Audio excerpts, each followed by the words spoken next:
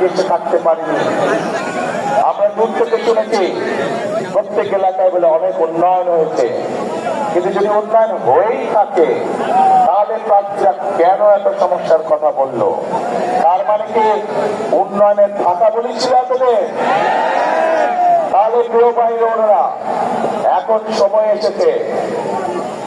এসেছে আপনারা যে অধিকার ফিরে পেয়েছেন, যে অধিকার আপনাদের কাছে গত 1 যুগেরও বেশি সময় ধরে কেড়ে নেওয়া হয়েছিল, সেই অধিকার বাংলাদেশের মানুষ ফিরে পেয়েছে এবং সেই অধিকার আদায় করার মাধ্যমে অর্থাৎ আগামী 12 তারিখে বাংলাদেশের মানুষ তাদের সেই উদ্ধারিত অধিকার প্রয়োগ করার মাধ্যমে দেশের মানুষ দেশের অধিকার ফিরে পাবে।